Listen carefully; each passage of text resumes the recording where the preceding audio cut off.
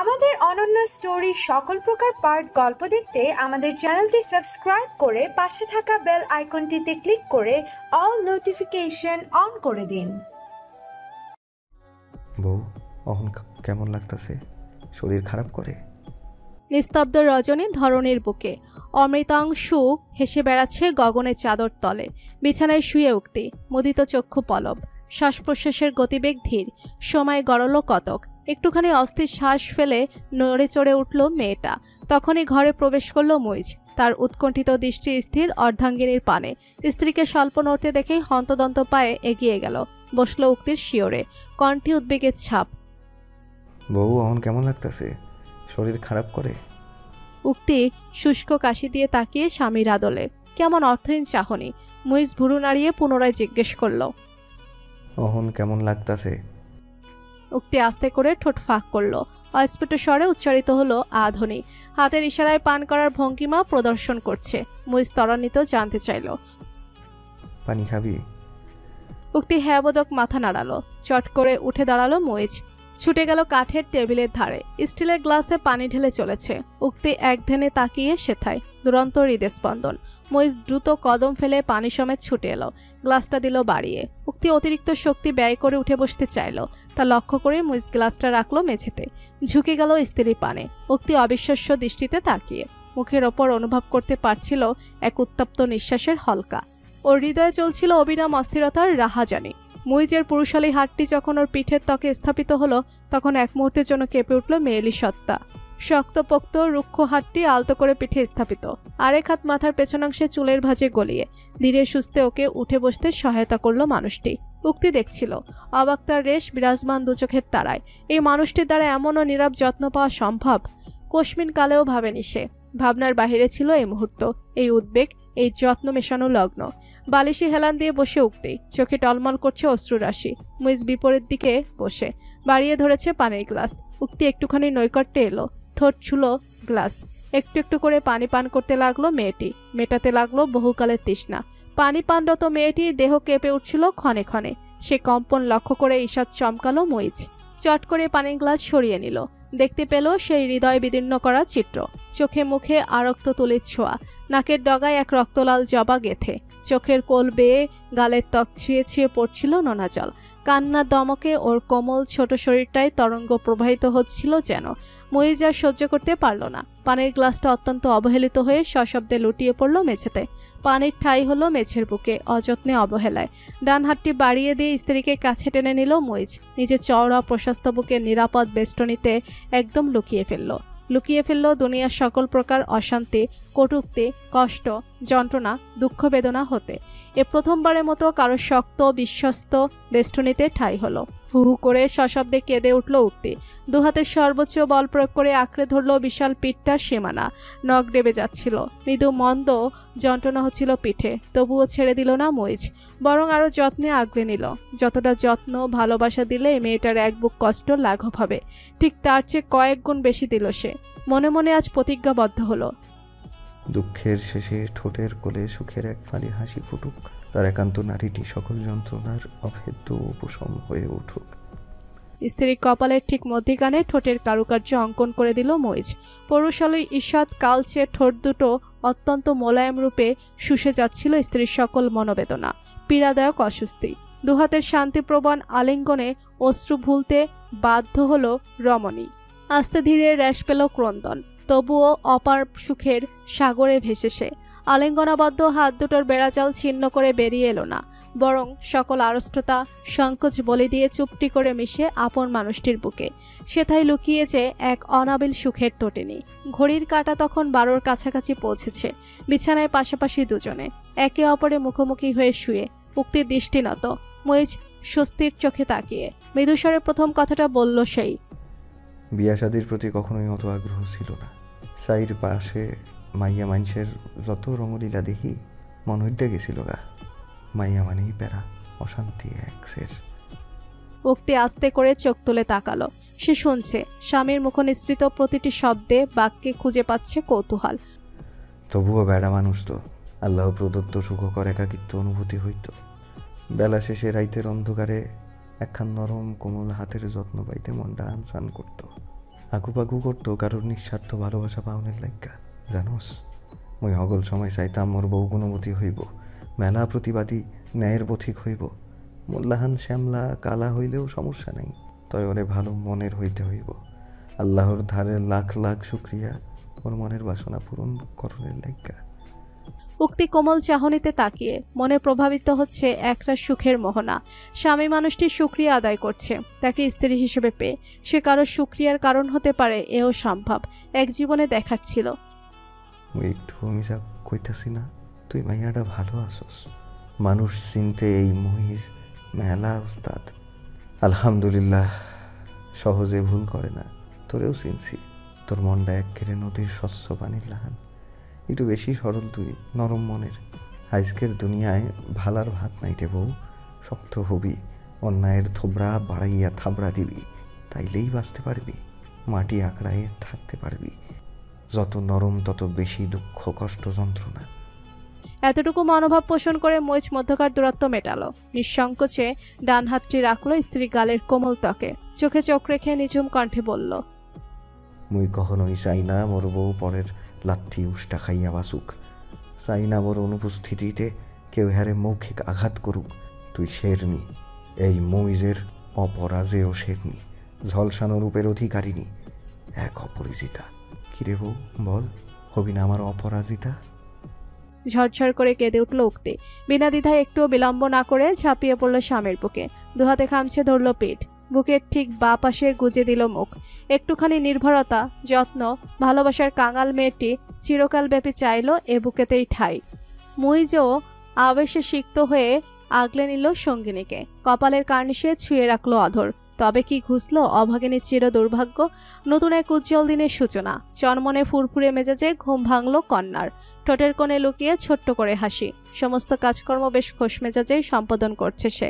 বিছানার চাদর উড়ু উড়ু রূপে ঠিকঠাক ভঙ্গিতে সজ্জিত হচ্ছে। গুছিয়ে ফেলছে আলনা। সমস্ত কাপড় ভাঁজ ভাঁজ করে রাখছে সেথায়। টেবিলে থাকা টুকিটাকি কাগজপত্র, পত্রিকা, কলম প্রমুখ ফিটফাট করে রাখছে। ঠোঁটে তখনও ঝুলে খুশির প্রলেপ। ঠিক সে মুহূর্তে ঘরে প্রবেশ করল হাসান সাহেব। গোসল সেরে উদম দেহে ঘরে এলো সে। দুরন্ত হাত লিপ্ত গামছার মাধ্যমে চুল হতে জলকণা শুষে নিতে।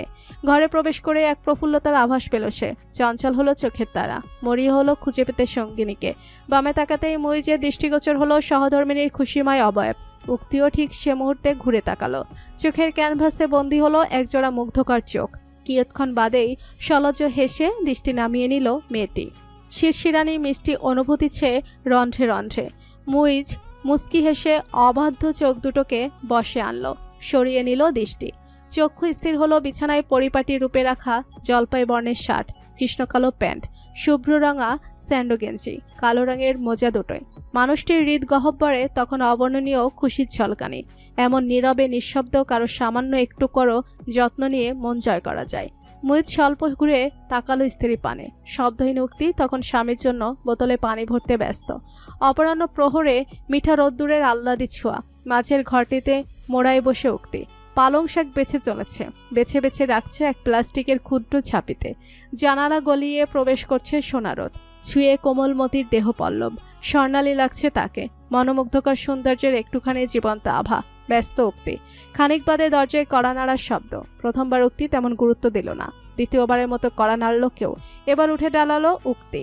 দুহাত ছেড়ে হাঁটতে লাগলো। পৌঁছালো দরজায়। নিজ নির্বাক ভাষায় আশুচক শব্দ করে শুধালো, কে এসেছে?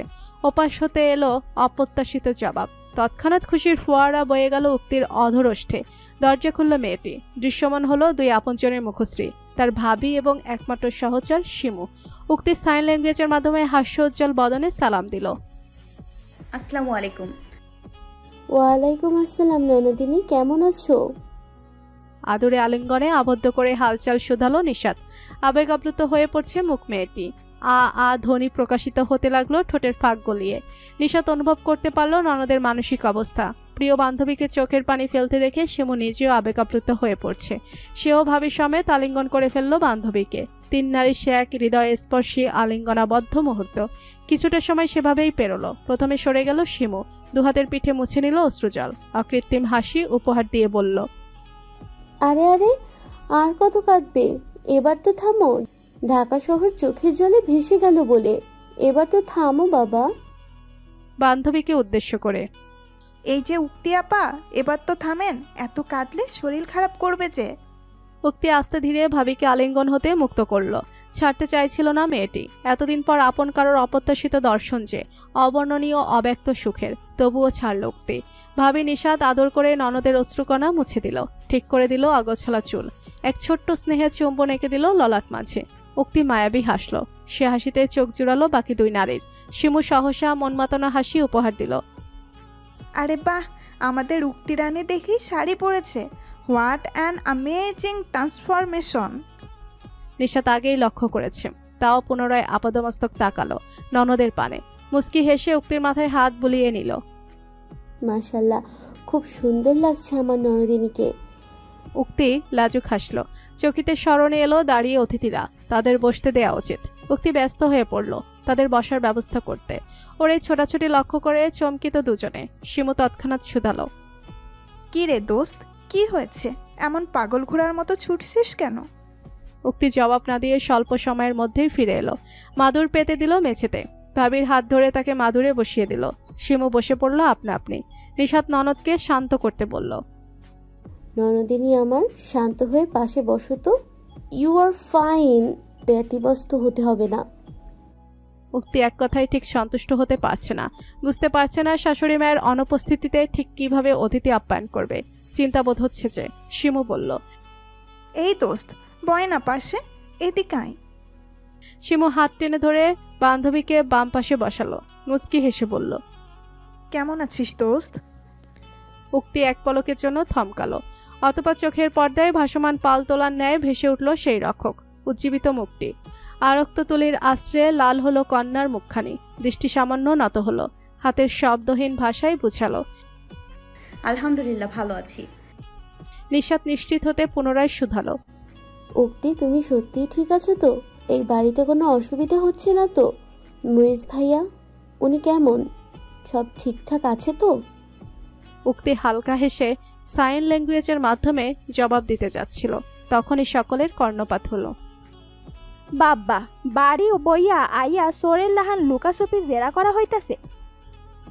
উপস্থিত তিন নারী চমকালো, ভরকালো এহেন প্রশ্নবিদ্ধ আচরণে। তিন জোড়া চক্ষু ঘুরে তাকালো বাড়ির প্রবেশদ্বারে।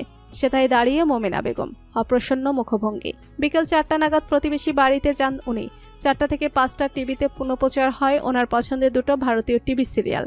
বাড়িতে টিভি নেই, মুইজের বিধিনিষেধ আরোপ করা, তাই প্রতিবেশীর বাড়িতেই 1 ঘন্টার সময় ব্যয় করে থাকেন উনি।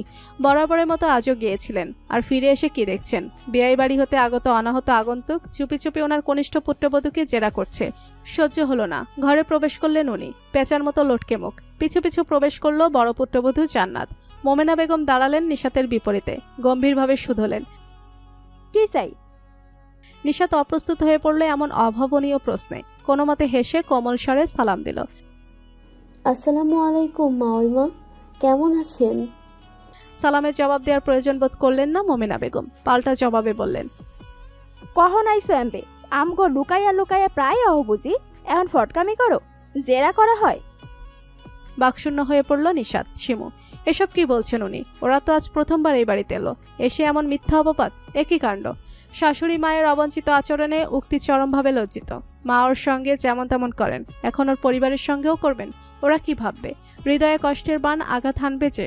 উক্তি ত্রস্ত পায়ে এগিয়ে এলো, শাশুড়ি মায়ের পাশে দাঁড়িয়ে হাতের ইশারায় বলতে লাগলো কিছু। মোমেনা বেগম বুঝতে পারছেন না, খ্যাক করে উঠলেন উনি। বোবা সেরি, হাত নাচায় নাচায় একই কও, কিছুই তো বুঝি না। নিশাতে স্তব্ধ। শিমু ম্লান বদনে মোমেনা বেগমকে বলল, উক্তি বলছে যে আমরা মাত্রই এসেছি, আগে আসেনি। হ্যার কি গ্যারান্টি আছে? যেই চালু মাইয়া, ওরে দেয়া এক ফোঁটাও বিশ্বাস নাই। নিশাত অবাক তর রেশ কাটিয়ে বলল, এসব কি বলছেন মাওইমা? আমরা আজই প্রথম এলাম। আগে আসলে আপনারা কি জানতে পারতেন না? আমরা কি লুকিয়ে আসবো? আইতেই পারো, মাইয়ার কানে কান পড়া দেওয়ান লাগবো না, মোর পোলাডার মাথা নষ্ট করন লাগবো না, অপয়া অলক্ষী সেরি একখান। মোমেনা বেগম চরম অসন্তোষ প্রকাশ করছেন, বিরক্তির ছোঁয়া উপস্থিত চোখে মুখে। শিমু দুঃখী নজরে বান্ধবীর পানে নিষ্পলক তাকিয়ে। উক্তির চোখে মুখে অমাবস্যা, জল থই থই করছে অক্ষি কোলে। নিশাত এমন বাজে আচরণ সহ্য করতে পারছে না, তাই তো প্রতিবাদের স্বরে বলল, আপনি এমন করে বলতে পারেন না। কি করেছে আমার ননদ? কিসের ভিত্তিতে ওকে এমন ডার্টি উপাধি দিচ্ছেন? আমরা এতটাও চিপ মাইন্ডেড নই যে জামাইদের মাথা নষ্ট করব, কাউকে কান পড়া দেব। মোমেনা বেগম আঙ্গুল তাক করে শাসিয়ে দিলেন। ওই সেরি, একদম চুপ। বেশি ফডর ফডর করবা না। বয়স তো কম হইল না, দুনিয়াদারি তোমার চেয়ে বেশি মুই চিনি, দেখছি। নিশাত কণ্ঠ কিছুটা নরম করে বলল, হ্যাঁ, বয়সে আপনি অনেকটা বড়, অভিজ্ঞ মানুষ, দিন দুনিয়া বেশি দেখেছেন, তাই বলে ভুলকে সঠিক বলে চালিয়ে দিতে পারেন না, এটা অন্যায়। জান্নাত তখন চুপ ছিল, এবার ফোড়ন কেটে বলে উঠল, আর আমনের ননদ যা করে হেয়া বুঝি অন্যায় না? শিমু কোমরে দুহাত স্থাপন করে আয়াসী ভঙ্গিতে দাঁড়ালো, কাট কাট কণ্ঠে শুধালো, কি করেছো শুনি একটু। আপনার দেবুরার মাথা নষ্ট, কান পোড়া দেয়া ছাড়া আর কি করেছে বলুন? জান্নাত এমন সুস্পষ্ট মৌখিক আক্রমণে ভেবাচাকা খেয়ে গেল, হারিয়ে গেল মুখের বলি। কি হলো, চুপ করে গেলেন কেন? বলুন, আমরাও শুনি আমাদের মেয়ে ঠিক আর কি কি আকাম করে। শিমু ভালো মতো পাকড়াও করেছে। যথাযথ জবাব দিতে ব্যর্থ হয়ে মোমেনা বেগম তেজ দেখিয়ে উঠলেন, ওই মাইয়া এক্সের বেয়াদবি করতেছে কিন্তু।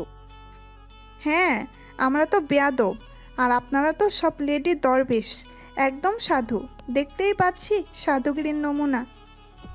শিমুর কণ্ঠে বিদ্রুপাত্মক ছাপ। মোমেনা বেগম কিছু বলতে উদ্যত হলেন, তখনই উক্তি সাইন ল্যাঙ্গুয়েজের মাধ্যমে ওনাকে কিছু বলতে লাগলো, যা অনিচ্ছা সত্ত্বেও শব্দের মাধ্যমে প্রকাশ করতে লাগলো শিমু। মা দয়া করে আর কিছু বইলেন না। ওরা আমার বাবার বাড়ি থেকে এসছে, এই প্রথমবার এসছে। ওরা আমাকে কোনো কাজ ছিল না, শুধুমাত্র আমার খোঁজ খবর নিচ্ছিল। শিমু উক্তির নির্বাক মনোভাব সকলের মাঝে পেশ করলো। মোমেনা বেগম বাঁকা হেসে বললেন, মিশা কথা কওনের আর জায়গা পাও না, আরেক জায়গাত গিয়া কও, এইখানে না। উক্তি ইশারায় বলল, তা শোনালো শিমু। আমি মিথ্যে বলছি না মা। এখন আপনি যদি আমার বলা সত্যিকে মিথ্যা হিসেবেই ধরে থাকেন, আমি কি বলবো বলুন? সত্যি এটাই যে ওরা আজ প্রথমবারের মতো এসছে, এই শেষ, আর কখনো আসবে না। চোখে উপস্থিত অবাধ্য অশ্রুকে মুছে নিল উক্তি, ঘুরে দাঁড়ালো পরিবারের সদস্যদের পানে, হাতের ইশারায় বলতে লাগলো, দেখলে তো আমি কেমন আছি, দয়া করে আর কখনো দেখতে এসো না। আল্লাহ যেমন রেখেছেন আমি আলহামদুলিল্লাহ ভালো আছি। আর হ্যাঁ, আমার পক্ষে অবশেষে কেউ একজন রয়েছে, সে আমার বিশ্বস্ত ঢাল হয়ে উঠেছে।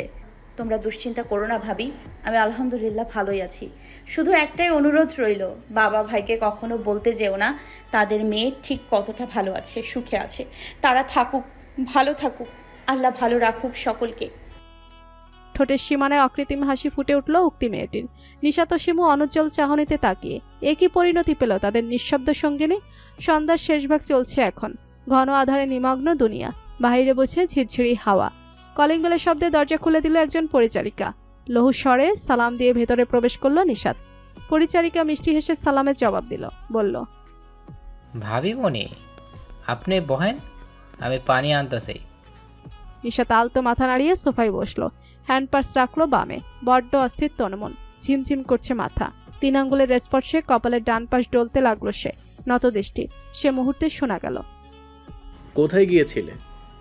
নিশাত আজ একটুও ভরকালো না, অমন অবস্থায় থেকেই কপাল মেসেজ করতে করতে জবাব দিল, উক্তি শ্বশুর বাড়ি।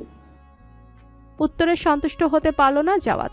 আসলো, এসে বসলো স্ত্রীর বিপরীত দিকের একটি সোফায়, কণ্ঠে অসন্তোষের ছোঁয়া। ও বাড়িতে যেতে নিষেধ করেছিলাম না? এই বিয়েটা দিতে নিষেধ করেছিলাম না? পাল্টা প্রশ্ন ছুড়ে দিল নিশাত।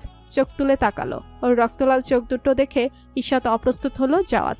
স্ত্রীর চাহনি, কথার ধরনে আজ কেমন ভিন্নতা, অন্যরকম ফ্লেভার। কিন্তু কেন হঠাৎ এসব বলছো যে? ফালতু মেয়েটা ও বাড়িতে ঝামেলা শুরু করেছে নাকি? অশান্তি সৃষ্টি করছে? ব্যঙ্গাত্মক হাসলো নিশাত, কষ্টে সে হাসি, বলল, উক্তি, আমার সহজ সরল বোনটা আলহামদুলিল্লাহ ভালো আছে। আল্লাহ যেমন রেখেছেন ঠিক তেমনই আছে। ও হ্যাঁ, অশান্তি ঝামেলা উক্তি করে না, আনফর্চুনেটলি ওর আশেপাশে থাকা মানুষগুলো করে থাকে। ওকে দমিয়ে রাখতে চায়। জাওয়াত নাখুশ বদনে তাকিয়ে নিশাত অত্যন্ত গুঁড়ো স্বরে বলে উঠল, শুক্রিয়া আদায় করো যে উক্তি বোবা।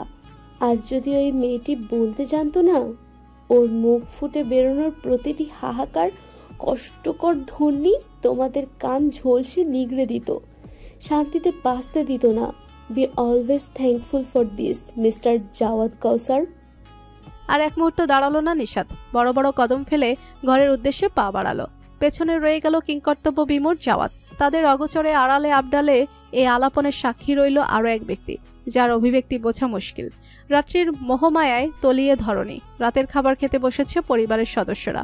মুইজ প্লেটে পানি ঢেলে প্লেটের পরিচ্ছন্নতা নিশ্চিত করছে। উক্তি ভাতের বোল হতে একে একে উপস্থিত সকলকে ভাত পরিবেশন করে দিচ্ছে। জান্নাত পরিবেশন করছে পাঁচমেশালি সবজি। এক ফাঁকে শাশুড়ি মার সঙ্গে চোখাচোখি হলো তার। মোমেনা বেগম চোখের ইশারায় কিছু বললেন। সম্মতিসূচক মাথা নাড়ল জান্নাত। ছোট ননদের প্লেটে সবজি দিতে দিতে বলল, মুইজ ভাই, আইজ বাসায় মেহমান আইবে, আগে কইবেন না, হেইলে ভালো মন্দ কিছু ব্যবস্থা কইরা রাখতাম, মেহমান খালি মুহে যাইতো না। উক্তি চমকালো। ওর সরল মস্তিষ্ক বুঝে উঠতে পারল না বড়ভাবে এভাবে মেহমান প্রসঙ্গ তুলছে কেন। মুইজ ভাতের সঙ্গে সবজি মাখাতে মাখাতে বলল, কি এর মেহমান, কেডা আইছিল? জান্নাত এমন মুখভঙ্গি করলো যেন সদ্য আকাশ থেকে টুপ করে খসে পড়ল। এ মা, আপনি জানেন না? কি জানি না, ঢং না মারাইয়া খোলাসা কইরা কও। মুইজ এক নালা মুখে দিয়ে বিরক্তিকর কণ্ঠে বলল। জান্নাত শাশুড়ি মায়ের ইশারায় সাহস সঞ্চয় করে রসিয়ে রসিয়ে বলতে লাগলো, ভাবি মনে হয় কইতে ভুইলা গেছে, আইস বিকেলে তো ভাবির বাপের বাড়ি থেকে লোক আইছিল। মোরা অবশ্য বাড়ি ছিলাম না, ভাবি একলাই ছিল। তোমরা কমবে গেছিলা? জিজ্ঞাসা চোখে তাকিয়ে মুইজ। আসনের প্রশ্নের বদলে বিপজ্জনক প্রশ্নে ভরকে গেল জান্নাত। স্বামী মারুফ, সেও জিজ্ঞেস করল, কই গেছিলা তোমরা? জান্নাত কৃত্রিম হেসে বলল, আরে কি মুশকিল, কি মুশকিল, মোরা তো ওই পাশের বাড়ি গেছিলাম। ভাবির বাপের বাড়ি থেকে লোক আইছে, জিগাবানা কেডা আইছে? মুন্নি মুখ লটকে শুধিয়ে উঠল, কেডা আইছিল, বাপ না ফাজিল ভাইটা? ছোট মেয়েটির এমন লাগাম ছাড়া প্রশ্নে রীতিমতো নির্বাক উক্তি। চুপচাপ নিজের স্থানে বসে খাবার খাচ্ছে, দেখছে শুনছে এদের নাটুকি পানা। মুইজ বলে উঠল বোনকে, ভাবির বাপ ভাই তোর খেলার সাথী না, বয়সে মেলা বড়, যথেষ্ট সম্মান দিয়া কথা কও মুন্নি। ভালো আদেশ যথারীতি ভালো লাগলো না মুন্নির। মুইজ ভাবিকে বলল, বাপ ভাই আহে নাই, চোখ বইজা কইতে পারি, তই কেডা আইছিল ভাবি? শেষের প্রশ্ন স্ত্রীর পানে তাকিয়ে শুধালো মুইজ। উক্তি আলতো করে দৃষ্টি তুলল, হ্যাঁ সূচক মাথা নাড়ল। হ্যাঁ, ভাবি এসেছিল। মোমেনা বেগম মুখ ঝাঁকিয়ে বললেন, হয় ভাবি আইছিল, তো একলা আহে নাই, লগে বউয়ের বেদব একখান বান্ধবী লইয়াও আইছিল। ভালো, ওগো মেহমানদারি করছিলা তো ঠিক মতো? উক্তির চোখে মুখে হতাশার অন্ধকার। যে মেহমানদারি করা হয়েছে ওদের এক জীবনে ভুলবে না কখনো। ছেলের তরফ থেকে সম্পূর্ণ অপ্রত্যাশিত প্রতিক্রিয়া পেয়ে যথেষ্ট নিরাশ মোমেনা বেগম। এই ছেলেকে 10 মাস 10 দিন পেটে ধরেছিল উনি, এমন অজ্ঞাত অজাত হলো কি করে? সম্পূর্ণ ওনার বিপরীত স্বভাবের, মনোভাবের। এত বিপরীত ধর্মী কিভাবে সম্ভব? স্নিগ্ধ কোমল ডাকে চোখ তুলে তাকালো উক্তি। মুইজ মিহিস্বরে বলল, ভাবিবো কিছু খাইতে দিছিলি? উক্তি দ্বিধাভরে মিথ্যেটা প্রকাশ করলো, মাথা নাড়ালো ইতিবাচক। হ্যাঁ, খেতে দিয়েছিল সে। মুইজ আর কিচ্ছুটি বলল না। খাওয়া শেষ, প্লেটে হাত ধুয়ে উঠে দাঁড়ালো সে। ঘরে যাওয়ার পূর্বে স্ত্রীকে উদ্দেশ্য করে বলে গেল, খাউন শেষে জলদি ঘরে আহিস। চক্ষু বন্ধ রমণীর, চোখে মুখে লজ্জালো আভার প্রলেপ। বদ্ধ চোখের পাতায় অঙ্কিত হচ্ছে পুরুষালী ঈষৎ কালচে ঠোঁটের পরশ। মাঝারি আকৃতির নখ ডেবে গেল মানুষটির মাংসল বাহুদয়, তবুও দমল না সে। চালিয়ে গেল নিষ্প্রণায় উপাখ্যান। আইজ নতুন করে আবার কোন নাটক হয়েছিল? তমাশ্রবৃত রজনী। বিছানায় বসে মুইজ, স্বল্প দূরত্ব বজায় রেখে ডান পাশে বসে উক্তি। মুইজের প্রশ্নমাখা দৃষ্টি স্থির স্ত্রীর অবয়বে। উক্তি হাত নাড়ালো আস্তে করে, কিছু বোঝালো, কিন্তু অপারগতার শিকার মানুষটি সে শব্দহীন ভাষা বুঝল না। তপ্ত শ্বাস ফেলে জিন্সের বা পকেট হতে নিজের স্বল্প দামি স্মার্টফোন বের করলো মুইজ, বাড়িয়ে দিল স্ত্রী পানে। উক্তি অবুঝ চোখে তাকিয়ে, ল এইটাতে টাইপ কইরা কথা কো, তোর এই আওয়াজ ছাড়া ভাষা মুই বুঝি না। উক্তির বুকে কি একটু আঘাত লাগলো? হ্যাঁ, লাগলো তো। এমনই অভাগী সে, যার নিঃশব্দ ভাষা স্বামীর নিকটে জটিল, দুর্বোধ্য। উক্তি কষ্ট মেশানো ছোট্ট করে হাসলো, হাত বাড়িয়ে নিল মোবাইল। মোবাইলের স্ক্রিন টাচ কিবোর্ডে চলছে পেলব আঙ্গুলের নড়চড়। লিখছে সে। মুইজ তাকিয়ে অবলক। কে জানে ওই সাধারণ রমণীর আদলে কি অসাধারণ খোঁজে সে। মানুষটির ধ্যান ভঙ্গ হলো ক্ষণিক বাদে। উক্তি মুঠোফোনটি বাড়িয়ে এর মধ্যে লেখা শেষ। মুইজ এক পলক তাকিয়ে দৃষ্টি সরিয়ে নিল। হাতে নিল মোবাইল। যান্ত্রিক পর্দায় স্পষ্ট ভাষায় বাংলা বর্ণে লেখা। সে পড়তে লাগলো। আপনি ভুল ভাবছেন, আজ কোনো নাটক হয়নি। ভাবি আর আমার বান্ধবী শিমু এসছিল, আমার সঙ্গে দেখা করতে এসছিল। ওরা হঠাৎ করে না বলেই এসছে। ওদেরকে দেখে আমি খুব খুশি হয়েছি, ওরাও খুশি হয়েছে। আমাদের ভালো একটা সময় কেটেছে, সুন্দর বিকেল ছিল আজ। এতটুকুই লেখা। মুইজ পড়ল। পড়া শেষে তাকালো স্ত্রীর মুখপানে। গমগমের স্বরে বলল, এটা আশা করি নাই তথ্যে। উক্তি বোধহীন তাকিয়ে। কি বলছেন উনি? বোধগম্য হচ্ছে না যে। অপ্রসন্ন কণ্ঠে বলল মুইজ, মোরা দুইজন স্বামী স্ত্রী কালেমা পইরা মহান আল্লাহর ইচ্ছায় এক বন্ধনে বাধা পড়ছি। আমাগো সম্পর্কটা বহুত পবিত্র। অন্তরে বিরাজ করে এই সম্পর্কের মায়া ভালোবাসা। স্বামী স্ত্রী হইল গা একে অপরের পরিপূরক, পোশাকের লাহাদ। স্বামী স্ত্রীর মধ্যে কোনো রকম লুকোচুরি থাকা উচিত নয়। উক্তি চুপটি করে শুনছে, মানছে। হ্যাঁ, তার স্বামী ঠিকই বলেছে। এই পৃথিবী এবং মৃত্যু পরবর্তী পরকালে উভয় স্থানে স্বামী স্ত্রীর সম্পর্ক অন্যতম সেরা এক সম্পর্ক। এই সম্পর্কের কোনো তুলনা হয় না, হয় না কোনো বিকল্প। এক জান্নাতি সুখের সমাহার। মুই আশা করছিলাম তুই মধ্যে সত্যি লোকাবি না, যা যা হইছে হাসা কবি, কিন্তু না, মুই ভুল ছিলাম। উক্তির বদন জুড়ে তিমিরাচ্ছন্ন মেঘমালার অস্তিত্ব। মুইজ তখনও বলে চলেছে, তুই কাগো বাঁচানোর লাইগা মিশা কইলি? তোর মা বুইন ভাবিরে বাঁচানোর লাইগা? ভুইলা যাইস না বউ, হরা মোর ঘরের লোক লাগে। কার শিরায় শিরায় কি চলে মুই খুব ভালো কইরাই জানি।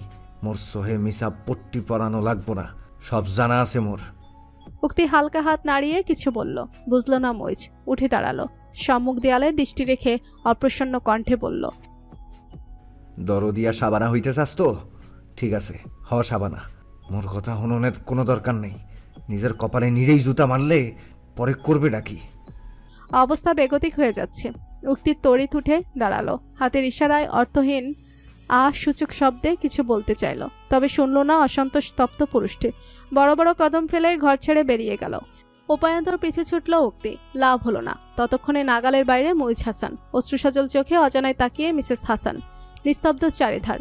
মাঝে মধ্যে শোনা যাচ্ছে অলিগলি দাপিয়ে বেড়ানো কুকুরের ঘেউ ঘেউ কলরব। শশাঙ্কে চাঁদের মোহিত দুতি ছড়িয়ে দীর্ঘকায় পুরুষটির মাথা পিঠে।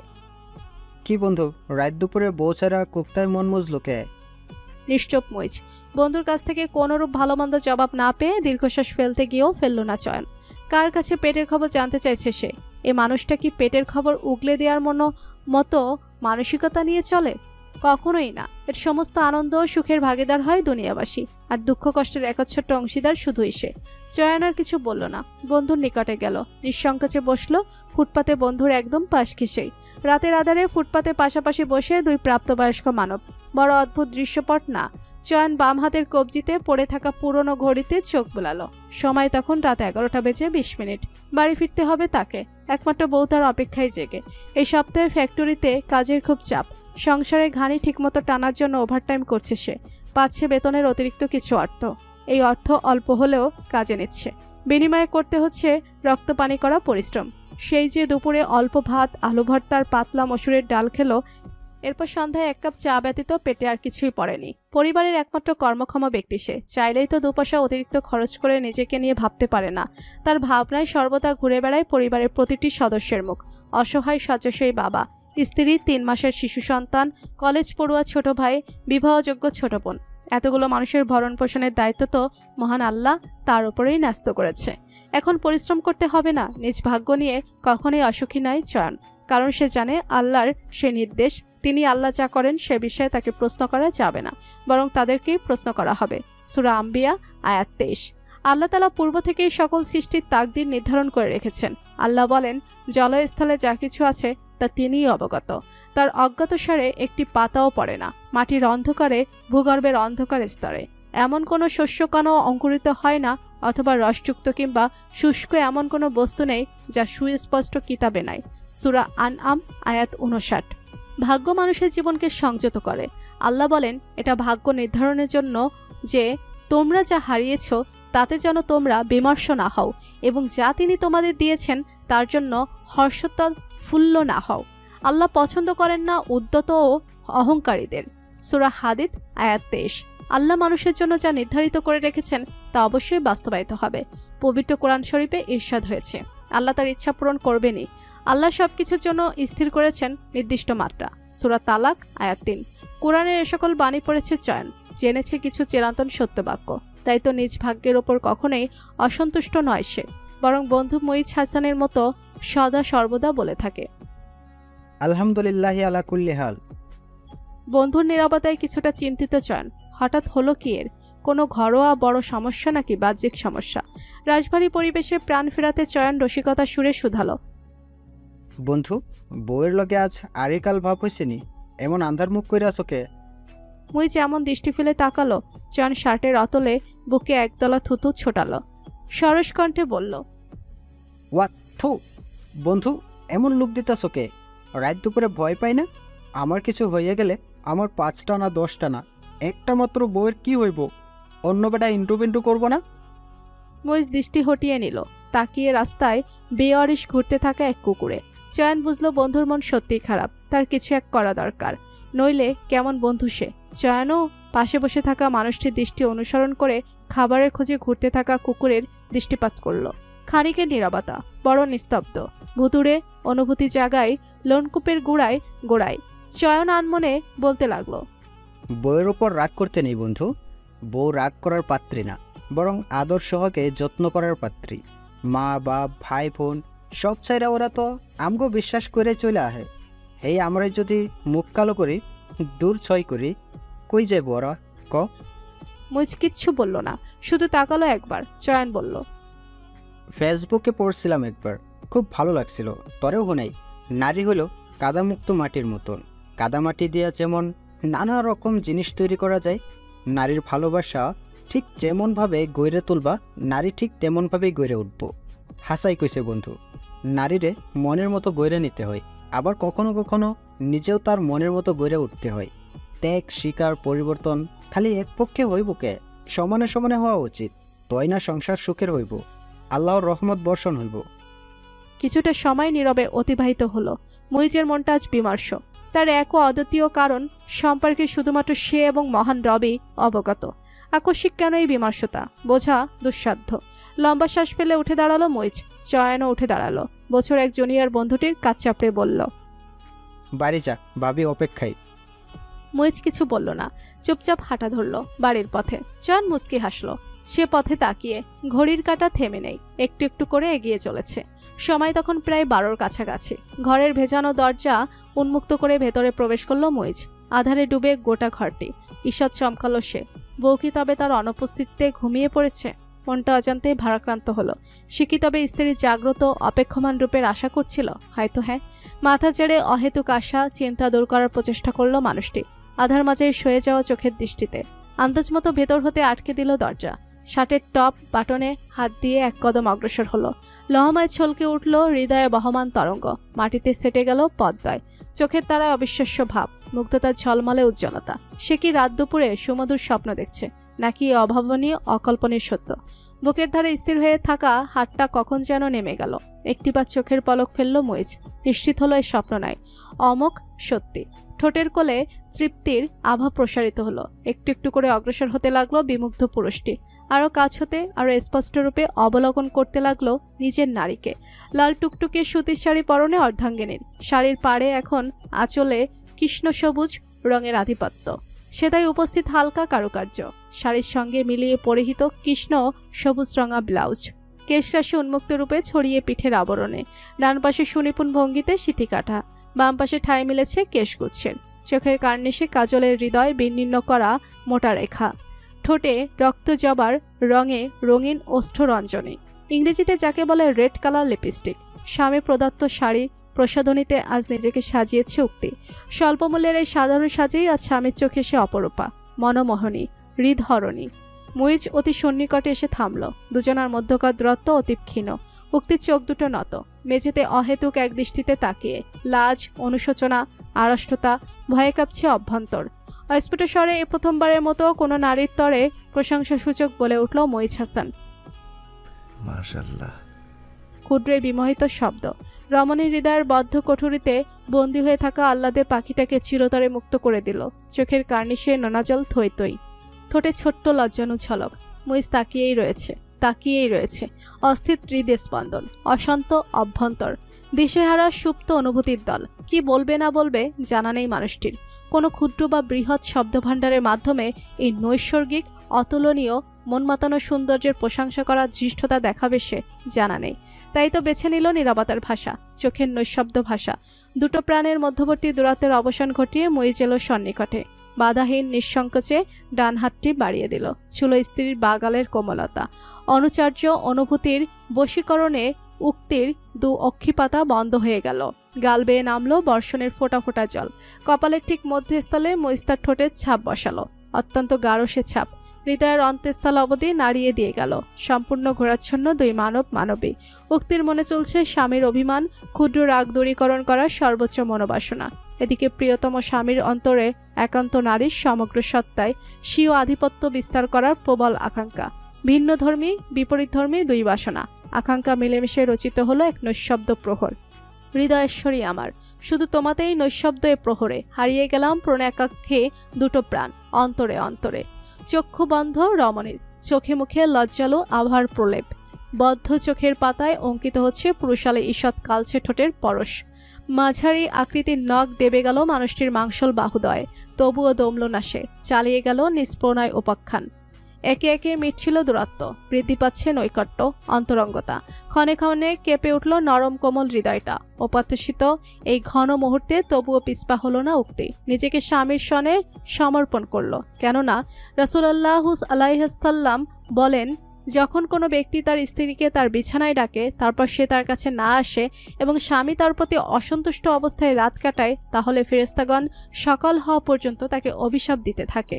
বুখারী হাদিস নং 3065, মুসলিম হাদিস নং 3614। বিছানায় শায়িত উক্তি, বালিশে ঠেকে মাথা, বন্ধ চক্ষু, শিহরণে রোমাঞ্চিত তনুমন, শূন্য দূরত্বে। বিপরীত দিকে স্বামী মুইজ ঝুঁকে তার পানে, রুক্ষ খসখসে আঙ্গুল খেলে বেড়াচ্ছে স্ত্রীর গালের নরম ত্বকে। চোখে চোখে নিশ্চুপ আলাপ, নাকের ডগায় লজ্জায় আরক্ত আভায় ওষ্ঠ ছুঁয়ে দিল মানুষটি। বেশ কিছু মুহূর্ত সেভাবেই কেটে গেল, নাকে আদর ছুঁয়ে। প্রথম কোনো পুরুষের গাঢ় স্পর্শে আন্দোলিত হৃদয়ঙ্গান, সে আবার হালাল পবিত্র স্পর্শ। নারী মনে তখন তরঙ্গায়িত অনুভূতির তোলপাড়, আরও কাছে পাওয়ার অভিলাষ। ধীরে ধীরে বাড়ছে রাত, দূরীভূত হচ্ছে কপতির ক্ষুদ্র হতে ক্ষুদ্রতম দূরত্ব। একই সুতোয় শক্ত গিটে বাধা পড়ছে দুটো প্রাণ। রাতের আধারে চক্ষু সয়ে যাওয়া শশাঙ্কের আলোয় দাম্পত্যের পবিত্র অবশ্যম্ভাবী সূচনায় পদার্পণ হলো মুইজ উক্তি যুগলের। রমণীর চক্ষু কোল ঘেঁষে গড়িয়ে পড়ল সুখানুভূতির দুফোঁটা অশ্রুজল।